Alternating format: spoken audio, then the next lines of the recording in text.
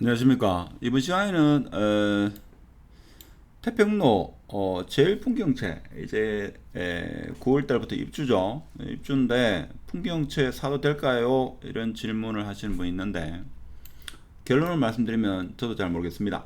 자, 그러면 투자는 절대 참고하지 마시고 같이 한번 보는 시간을 가지도록 하겠습니다. 일단 9월 달 요게 9월이고 그리고 요게 내년 2월이죠.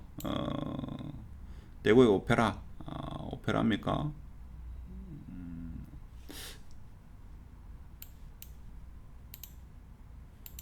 여기에 힐스테이트 대구의 오페라. 그래서 요게 풍경채가 9월이고 오페라가 내년 2월이고 도원도 내년 2월이고 그렇죠. 자, 그리고 오페라 스위체는 내년 4월입니다. 4월이고 힐스테이트 대구역이 10월입니다.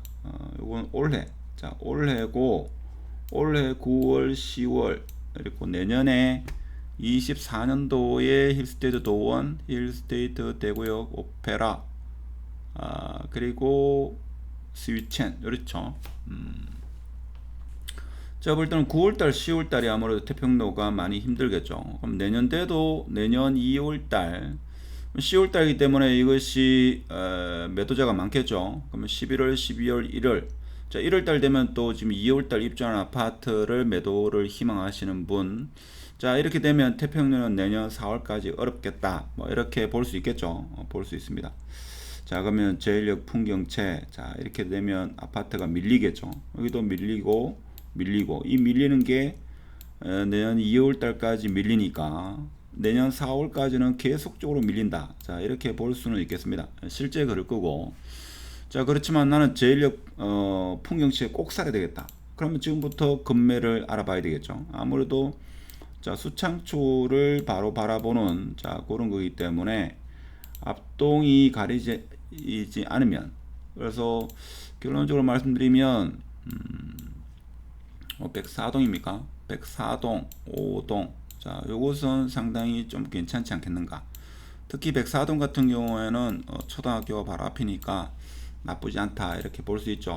지금 마이너스 한 7천, 뭐 여기는 마이너스 한 2천에서 마이너스 3천 이렇게 형성되고 있죠. 형성되고 있습니다. 자, 그러면 지금부터 유심히 관찰해 보면 뭐 좀 더 저렴하게 뭐 이자 비용도 있고 하면 5억 7, 8천, 5억 5천에서 한 6억 사이가 되지 않겠나 이런 생각이 들죠. 물론 그렇다 보면 힐스테이트 돈이 더 낫지 않겠는가 뭐 이렇게 생각할 수 있죠. 뭐 대장이 여기 아파트가 대장이 될 거다 이런 이야기를 합니다. 하는데 아파트는 1층도 매수하고 고층 즉 최고층도 매수하기 때문에 개인마다 선호하는 아파트가 호불호가 갈린다 하는 겁니다. 그렇죠? 그래서 내년 4월이 지나가고 나면 태평로도 좀 한 4월이니까 밀리니까 한 6, 7월, 6, 7월이 지나가고 나면 태평로는 이제 안정화가 되지 않겠는가. 그래서 제일역 풍경채든 힐스테이트 도원이든 입주하는 그 시점이 어떻게 보면 가장 저렴한 시기가 아니겠나 그런 생각이 들죠. 근데 제일역 풍경채가 이제 시작이니까 이때부터 가지고 내년 4월까지 태평로는 상당히 어려운 시기를 좀 맞이하지 않겠는가 그런 생각이 들죠. 전세 가격은 지금 한 2억대 중반 정도 형성되는 걸로 지금 그렇게 보여지고 있죠. 전세 가격 2억 초반, 2억은 지켜야 될 건데. 자, 그러면 힐스테이트 동호회라는 입주가 했는 달성 프루지오 같은 경우에는 지금 전세 가격을 보면 국민평 위주로 이렇게 보면 2억대 초반 중반 이렇게 형성되고 있다 하는 겁니다. 아무래도 좀 어려운 시기긴 합니다만은 어려운 시기인 만큼 무주택자분은 꼼꼼히 따져보면 뭐 실거주로 나쁘지 않은 집 한 채를 매수할 시기가 다가오지 않겠나 이런 생각이 들죠. 그런데 세대수가 만만치 않죠. 풍경채는 600세대. 자, 그렇지만 내년 2월에 입주하는 오페라, 대구역 오페라 같은 경우는 1200세대. 힐스테이트 도원 같은 경우에도 이 세대수가 적지 않죠. 적지 않은 걸로 아는데 이게 세대수가 894세대 이렇게 됩니다. 그렇죠. 그래서 분양했는 아파트는 아무래도 입주하는 그 시기 대구 공급이 많기 때문에 입주하는 그 시기가 가장 저렴한 시기가 아닐까, 그런 생각을 해봅니다.